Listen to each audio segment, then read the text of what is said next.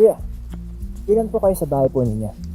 Ako lang po, tapos yung parents ko po, tapos yung little sister. 4. Yes po. May maikling tulay pa kaming dinaanan. Simbolo na may ilog na malapit sa ating tutuluyan. Tubig oh.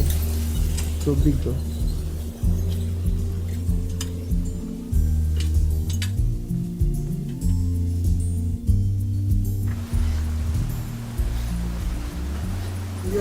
Dito tayo. Hindi po, ano po? Wala. Hindi kayo nakikita sa tulog mo ng bahay. Okay na. Basta ko man malikod mo po. Ano yung masave na rin? Ano po? Opo, sige po. Pasok po kami. O kahit gulo-gulo Gandang na gabi sa po. Gandang gabi. Hello.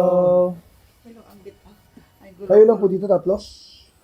Kasi hindi ko po tatay ko. Ay. Good evening po. Gandang gabi po. Ay, po. Daliwatan man dan sayan. Makisave na lang doon nila ko. Ais na. Kananda mo dahil dama save man. Wadang hindi kami di inday yun. Sorry, sorry mga ating ang gulo-gulo ng bahay.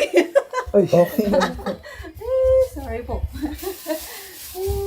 Welcome po. Ay, Pag ano po, mamaya, pwede po tayo dito sa ano.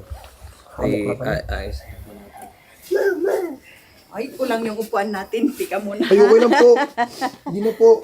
Dito kayo, family. Yes po. Extended family.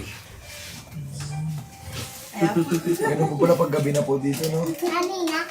Saan po ba pala kayo galing mga kapatid? Galing po kami ng ano, galing po kami ng Palawan.